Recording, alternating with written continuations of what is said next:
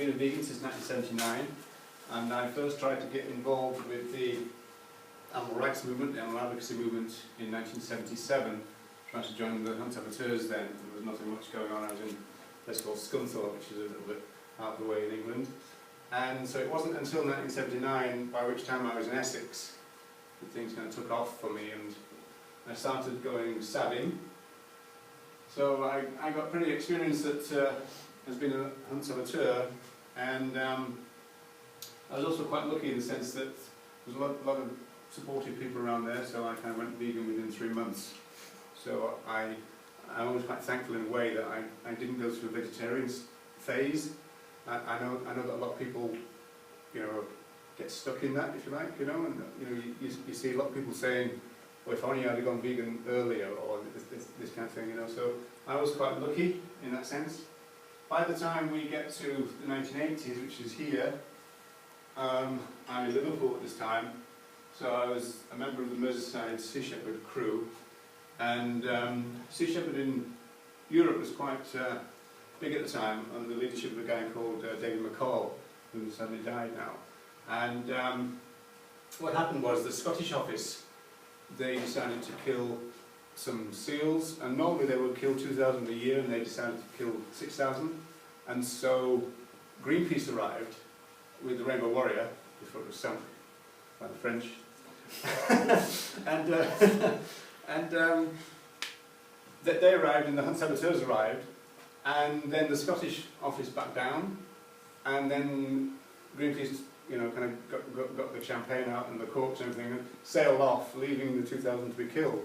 And so we thought, well, what's all that about? And so from that moment on, Sea Shepherd took over from Greenpeace, which is kind of often the case all around the world. So I was a kind of a member of Sea Shepherd for a while. I was on the BWB committee, that's the British Union for the Abolition of Vivisection. And then I formed or co-formed a lot of action groups. We had the Edelson Action Group, that's a fur company, the Hazelton Action Group, that was a vivisection laboratory, which is now called Covance, and we also had the Fur Action Group. So there was a few action groups going about. And then there was a interesting kind of relationship between the NOW, who were the first of the Animal Liberation Leagues. There's a whole series of them in the end, throughout the 1980s. Now they were really interesting because what they would do is they would get a lot of people together at once, up to 300, but often just 50, 60, and they would go into a place just to look at it, and to take photographs and everything. This is before the age of the internet. So it was like an expose, a little bit like an open rescue, if you like. But the interesting thing about that from an advocacy point of view is that it doesn't really matter then what the farmer says subsequently about, we treat hens this way and that way. If you've been in there, you've felt it, you've seen it, you've smelt it, and all that. And so it's very kind of useful. And then for about 8 months, I was the Northern Press Officer for the Animal Liberation Front, which didn't go too well because I got nicked after 8 months, but that's another story. So at present I'm with the Vegan Information Project, which is based in Dublin, and it's based on vegan outreach to the public, directed at the public mainly, but also at the moment we're trying to do a lot of kind of like a mini course, which is for the advocates. So this in some way is a little bit like that. I'm now kind of an academic. My MA is called the Sociology of Compromise. That's my analysis of the British animal advocacy movement, and that formed the basis of some of the material that we've been going through in Dublin in recent weeks. And then my PhD has got a very long name. In fact, that's not even the length of it. That's just the first part of it. So the socialist construction of human beings and other animals in human non-human relations. So that's where I'm at in terms of my development, if you like. And one of the things that I teach is social movement. So that's where I come in today, in a way. What I'm trying to do then, let's get rid of that, and bring up the one that we're supposed to be using. What I try to do today then is do like an informal session. I want it to be kind of fairly interactive. And what I've done is I've assumed that most people here are either involved in animal advocacy or are interested in it. And so in that sense, we're doing that. The plan, if you like, is to run through a few basic sociological themes which are relevant. and it's relevant to the processes of socialisation. These are relevant to social movement activity. And so what we're effectively going to do is run through those themes and then revisit them, hopefully interactively, if you like. Okay, so as I said, there are different types of socialisation. It's a core concept in sociology. You've got primary socialisation when you're children. That's very basic stuff. Even things like how to go to the toilet and use a knife and fork. You know, we need to be taught that. One interesting thing about human inference is that we're helpless when we're born, you know, and but we learn really quick, you know. So we need to be taught things, and usually that's done by the family, and traditionally it's done by the mother. So that's primary socialisation within the family unit. And then you move to something called secondary socialisation, which is much more complicated because that's when the media gets involved, that's when the teachers get involved, that's when you get a peer group because you go to school and this kind of thing. So that's far more kind of complicated. In some senses, what we'll be concentrating on is the first one, primary, because this is where we lay down our fundamental norms and values. And it's those fundamental norms and values that we, as animal advocates, we kind of come across and against all the time. You know, so when somebody comes up to you in the street and say all those terrible things that they often do, you know, well, God said we could, and they don't feel anything anyway, and all of that. These are the values that we get taught when we're really young, you know, and it's quite interesting because there's then a process that you've got to go through to kind of overcome your initial social learning, which is what socialisation is. Sometimes when I do this presentation, or a presentation like this, and if it's members of the public, as it were, I will give them a blank piece of paper and I've asked them to please draw a farmyard scene. Please draw a farm. And it's amazing because they usually draw, not as good as this, but they normally draw something like this, right? And of course we immediately recognise that these are the kind of things that we saw as children, even the kind of read with your parent type books, yeah? And it's really interesting because no matter how many times you do it, these are the pictures that you get back. So you've got the typical farmyard, when you've got the mother animals with their children, you've got homes, there's not a cage in sight, and there's no suggestion of slaughter, there's no suggestion of anything nasty going on in these situations. Then there's another kind of example of that. There's also quite often a social contract implied with these things because everybody cooperates, you know, and normally what happens is the farmer has a social contract with the other animals and says things like, I look after you and you produce things for me. And there was one book that I looked at, where it said that in exchange for being cared for, the cows let their milk down for the farmer, you know, so they can keep it up, you know. So that's quite an interesting thing. Now, because this is socialisation, this is an interesting slide, because there is a company that provides these massive kind of stickers that you put on the wall. If you see there's a child in a cot, right, and so we are talking about a time when children are very young, and in other words, these are the first lessons that we get about what we are as human beings in relation to what other animals are like. It's quite an interesting one. And just finally, there's another kind of scene. As I said, this company will provide all kinds of things like this. So children, infants, will be growing up with these images around them. Does it last? Well, yes, because again, as adults, if you ask people to draw a farmyard scene, this is what they draw. Now, they don't draw anything else because this is their image, you know. And so a lot of people who have experienced of being on the streets of Dublin campaigning will know that one of the most frequent things that happen is the public come up and go, oh, that doesn't happen in Ireland. You know, they say that all the time, you know. That just doesn't happen, you know. And they've got this picture in their mind, you know. Or it's all grass-fed in Ireland, or it's all free-range in Ireland, you know. This kind of stuff. It's quite interesting. Okay, so let's turn to sociology proper then. So I just see, we'll go through a few slides, and as campaigners, I think you'll see the relevance of these. And then as I say, we'll come back to them in an interactive sense. If you want to just say anything at any time, please do so. That's not a problem. So in general terms then, sociology is the study of human society, and it's the study of human behaviour. And it looks at, in these processes of socialisation, how human beings become social actors. Now that's an interesting thing, because sometimes we call it social agents, and in the social movement context, we're looking for moral agents. Yeah, it's very important for people to grow up to be moral agents, in other words, to have a good idea of what ethically is right and wrong. We need that for society, but obviously, from our point of view in the animal advocacy movement, it's very important that we're trying to appeal to people's morality when it comes to other animals. And so, generally speaking, we're talking about human beings learning their culture, really. They learn the social rules.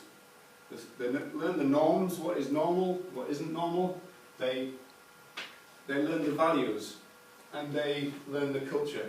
Now, when you're teaching a child, you're teaching them values and attitudes all at the same time. There's a classic thing that's used in sociology where you get a situation where you see a difference between a conversation, and stereotypically it's supposed to be, one example is working class and another example is middle class, where you get the working class person being interrupted on the phone by the child, and they go, shut up Norman, go away, I'm on the phone, right? And then the middle class parent is supposed to go, well look Norman, I'm on the phone to your auntie and she can't hear me, so if you just going to be quiet for a minute, then I'll tell you all about the concept, so they kind of explain why they should do something as well as just do something. So we infuse things with values, so we tell our children what to do. We also tell them why they should.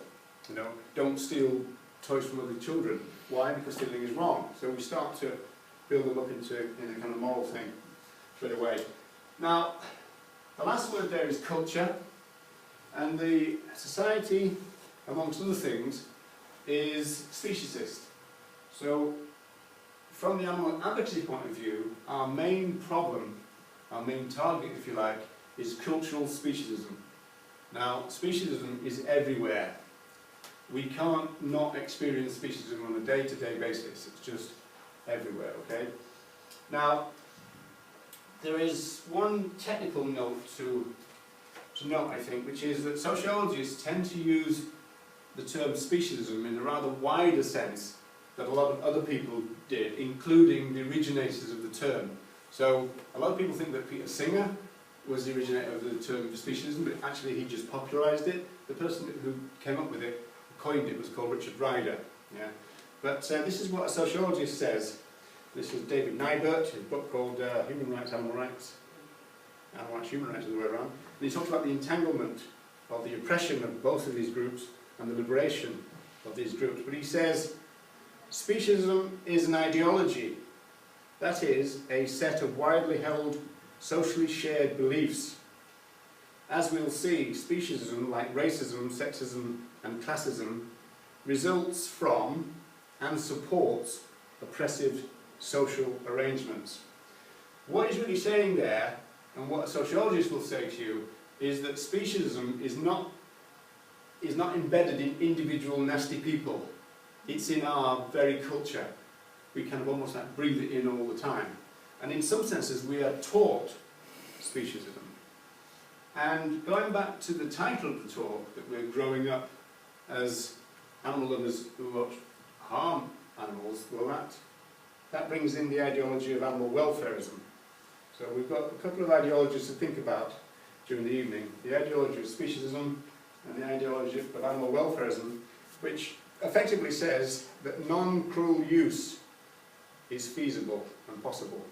That's its kind of, the welfarist promise is that we can use other animals in an ethically okay way. So the big difference between animal welfare and animal rights is that welfare is about treatment, rights is about use. That's usually the way that we talk about it. Okay, so let's put a bit of flesh on this then. We are social animals, and as social animals, Bauman notes that human beings live in the company of other people, in groups in which we interactively understand that we are greatly dependent on each other. And he immediately says, that's a rather banal thing to say. He says, to say that we live that to live is to live with others is obvious to the point of banality. And yet it's the fact that it is a banal statement that gives it sociological power, if you like. It means that we don't really need to think about it, it just is. It just is what happens, and that's the way we understand things. And as we'll see as we go through the evening, we also think about that in terms of human and non-human relations. Often people say, well, that's just the way it is, you know. Or, you know, that classic kind of moral schizophrenia idea that there's an issue about, well, why do you pet one set of animals and why do you eat another set of animals? The sociological answer to that is quite simple. It's because that's their function. You know, in other words, we breed some to be petted and to be ornaments and, you know, living toys, and others are bred to be meat. And so it's no contradiction for a speciesist to use them differently. It's because they're using them in correspondence to what their use is, you know, in terms of the culture. So that's an interesting kind of point in that sense. Okay, so sociology then is about investigating how we're locked together, essentially, in society, and locked in a web of mutual dependency now. One way we can think about that is just in our family, a kind of micro view about our family, that we're all interlinked, and that we all rely on each other, we all do things for the family, etc., or children are supposed to do things for the family in the future, that kind of thing. And so, again, you've got that kind of social relationship, and you've got mutual dependency. In a more wider social sense, we're dependent on lots of people all the time. The people who drive buses for us and everything else, and many of the people that we're interdependent with, we'll never meet, we'll never know. For example, who's creating this electricity that we're using right now? We've got absolutely no idea, okay? But what they're doing is really useful. Yeah. This idea is that somewhere down the line, we're going to produce things for society which they can then use. So it's mutual dependency. We are locked in society together. So, living amongst others is to live in these manifold webs of human interdependency, and they have important effects on our motivations and about our social behaviour. In other words, we don't really do anything as isolated individuals, we do it as social animals. And so therefore, what we do in society means that other people take notice of it. And we care about what they say about what we're doing. And that's just the way it is for social animals. One important product of this interdependency is something sociology has a very special relationship with, which is called common sense, or common sense knowledge. It's a very important thing, but it also does things for society. So apart from a consideration of the special relationship between common sense and sociology, Bauman, who is a well-known sociologist from Leeds, regards common sense knowledge and common sense understandings as powerful social mechanisms, and they fundamentally shape our attitudes about the world in which we live. So we've all got ideas about what's going on, but these are taught ideas. They're infused with social values. The apparent power of common sense emerges from the general immunity that it has to be seriously questioned. It has an effective capacity to be a kind of element of self-confirmation about it. Common sense understandings are maintained, says Bauman, through repetition of the routine, the enactment of the monotonous nature of everyday life. That enactment has two characteristics.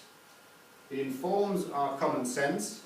We're doing things all the time, and it's also informed by our common sense. So we know we're on the right track because we're just doing what we always do, and more than that, what everybody else is doing. There's a kind of safety in numbers element to this, just as there is in morality. Bauman adds this: as long as we go through the routine and habitualise motions which fill most of our daily business, we do not need much self-scrutiny and self-analysis. When repeated often enough, things tend to become familiar, and familiar things are self-explanatory. They present no problems and arouse no curiosity. in a way, they remain invisible. So, picture the scene that you've probably all experienced this as individuals, that the very presence of a vegan or a vegetarian in certain social settings is upsetting for other people, right? And that's because of this. Because they're doing things which are totally familiar, totally normal, they've always done it, they think it's grand, nothing's a problem, and then suddenly there's a bloody vegetarian in the house. And that, in some senses, brings forward lots of things that we culturally and individually push back. Human beings are very good at denial. There is something we can do with knowledge, which is like not know it. There are lots of cases about this, even very serious cases, like, for example, women would hold their daughters down to be raped by their fathers and then not know it, they'd forget afterwards.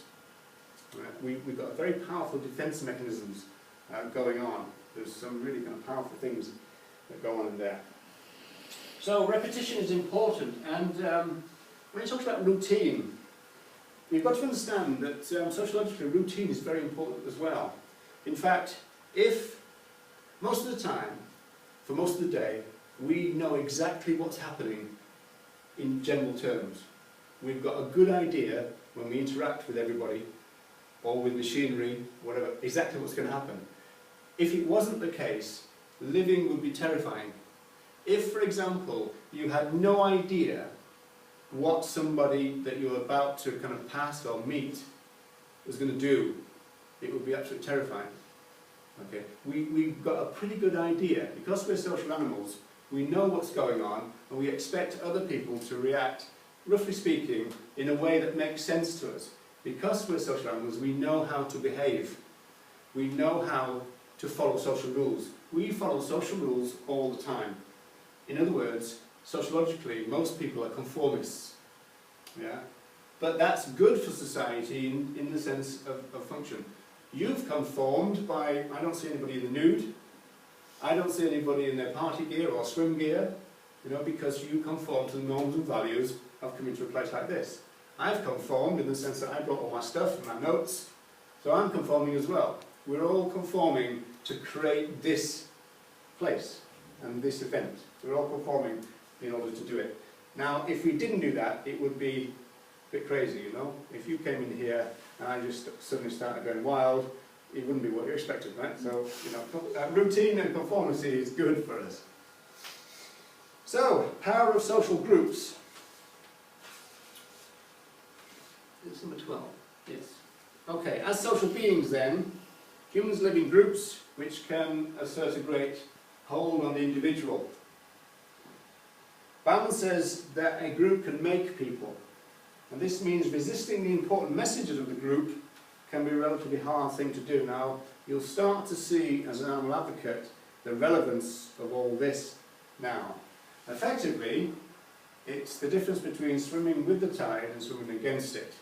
And the question that challenges us is, why should people swim against the tide and give themselves loads of social pain and everything else? Because when we say go vegetarian, when we say go vegan, in some senses that's what you're doing. You're saying make life more difficult for yourself. Right? And so one question we've got to ask is, why would we do that? So abiding by and not challenging might be the best thing to do, because it's the easiest thing to do. Human beings are often looking for the easiest thing to do, the easiest pathway.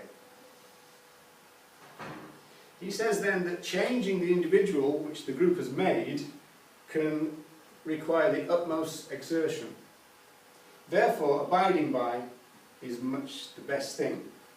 He says that change would require much more effort, self-sacrifice, determination and endurance than are normally needed for living placidly and obediently in conformity with the upbringing offered by the group into which one is born.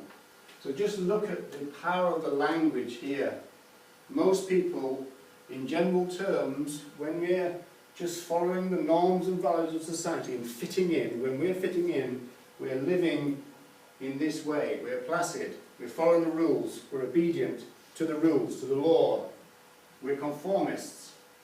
And then someone from a social movement comes along and says, that's not a good idea, we want you to change completely. And then they're faced with the problems. Bauman goes on, the contrast between the ease of swimming with the stream and the difficulty of changing sides is the secret of that hold which my natural group has over me. Again, another powerful statement about the grip that society has on people. It is a secret of my dependence on my group. If I look closely and try to write down an inventory of all those things I owe to the group, to which I, for better or worse, belong, I will end up with quite a long list. Now, there's one caveat to be had here. This is not saying that no one can change, because we're proof that we can.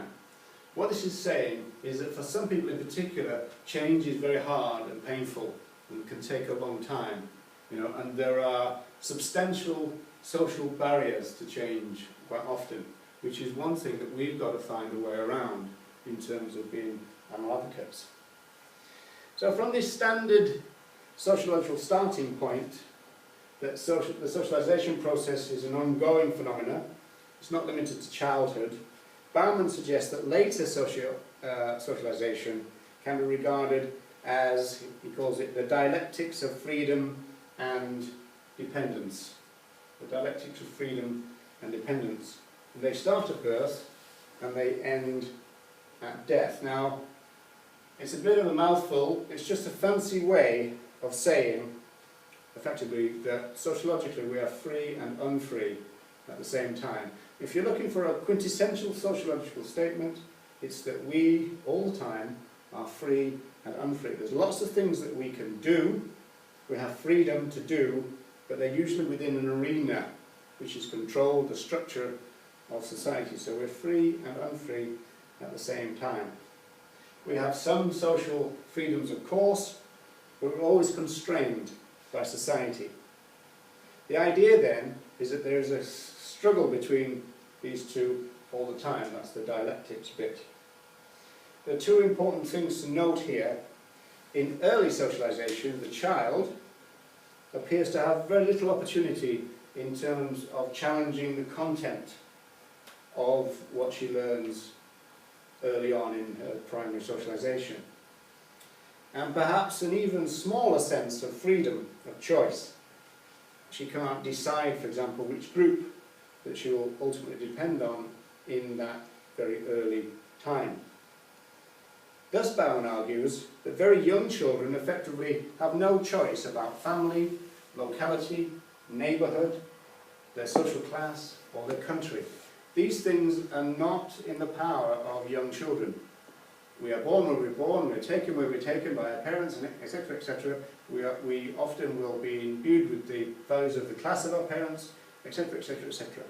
Now, this is not just a one-way street, don't get me wrong. It's just that we're just kind of teasing out the power here. The older one gets, and this is where we start to get some good news, then the choices that one makes can be wider. And Bauman argues that at last, some dependencies now can be challenged, and some can be rejected, while others can be actively sought. We actually are attracted to other things now, and we try to voluntarily assume them.